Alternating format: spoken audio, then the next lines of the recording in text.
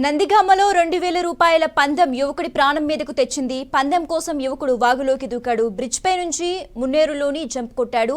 ఈ క్రమంలో యువకుడు గల్లంతయ్యాడు. కొట్టుకుపోయిన వ్యక్తి మడుగుల గోపిచంద్గా గుర్తించారు. యువకుడి కోసం గాలింపు కొనసాగుతోంది. వరద ఉధృతి ఎక్కువగా ఉండటం వల్ల గోపిచంద్ గల్లంతయ్యాడు.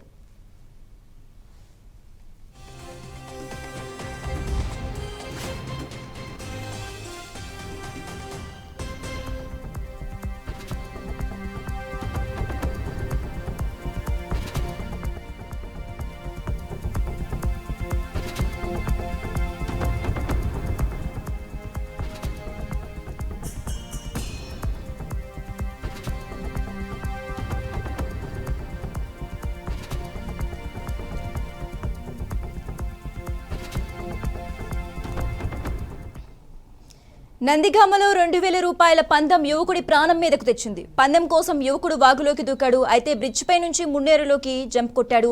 ఈ క్రమంలో యువకుడు గల్లంతయ్యాడు. కొట్టుకుపోయిన వ్యక్తి మడుగుల గోపిచంద్గా గుర్తించారు. యువకుడి కోసం గాలింపు కొనసాగుతోంది. వరద ఉధృతి ఎక్కువగా ఉండటం వలన గోపిచంద్ గల్లంతయ్యాడు. ఇక ఇదే అంశానికి సంబంధించి మరింత సమాచారం మా ప్రతినిధి శ్రీనివాస్ అందిస్తారు. శ్రీనివాస్,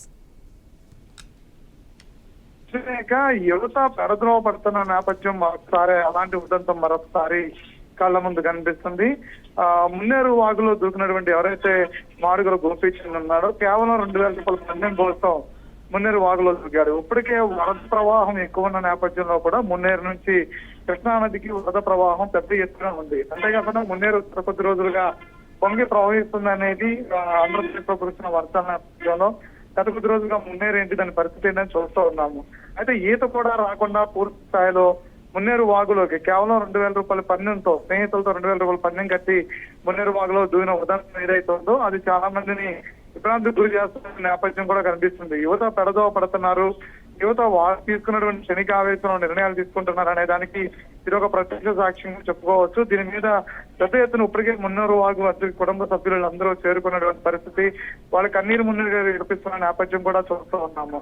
అంతేకాకుండా యువత జాగ్రత్తగా లేకపోవడం వల్ల తల్లిదండ్రులకి పొడుపు కోతగా మిగిలిపోతున్నారనే అంశాన్ని కూడా చాలా మంది ఈ మధ్యకాలంలో చాలా మంది మోటివేటర్స్ కూడా ఈ అంశాన్ని వాళ్ళకి పదే పదే చెప్తున్నప్పుడు కూడా క్షణిక ఆవేశంలో వాళ్ళు తీసుకున్న నిర్ణయాల్లో మంచి చెడు ఆలోచించకుండా జరుగుతున్న నేపథ్యం కూడా ఈరోజు సూపర్లను ఎవరినైతే విభ్రాంతికి గురి చేస్తున్న నేపథ్యం కనిపిస్తుంది. ఎన్డీఆర్ఎఫ్ బృందాలు పూర్తి స్థాయిలో ఆ గోపిచంద్ మృతదేహం కోసం గాలిస్తున్న చర్యగా ఒక నేపథ్యం కూడా కనిపిస్తుంది. అంటే బాగులో దూకిన తర్వాత ఇంచుమించుగా కొద్దిసేపు పాటు నీళ్ళల్లోనే అతను కొట్టాడుకున్నటువంటి పరిస్థితి కనిపిస్తుంది. అయితే అప్పుడే తనని కాపాడేందుకు ప్రయత్నం చేసినప్పుడు కూడా కుదరలేదు. మున్నేరు పెద్దతను భావిస్తున్నా కుదరలేదు. తన గజీతగాళ్ళు అతను ఎక్కడ పడిపోయిందనే ప్రాంతం నుంచి కూడా పూర్తి స్థాయిలో ఎతుకుతున్న ఎతుకులాట ప్రారంభించారు. అయితే ఇప్పటి వరకు ఆచూకీ తెలియలేదు. ఆచూకీ తెలిసిన తర్వాత కానీ అంటే ఇతను ఆ మున్నేరులో దూకిన తర్వాత బయటికి రావడానికి ఎట్టి పరిస్థితుల్లో అవకాశం లేదని చెప్తున్నారు. అంతేకాకుండా గోపిచంద్కు పెద్ద ఎత్తున ఈత కూడా రాకపోవడం కూడా కొంతవరకు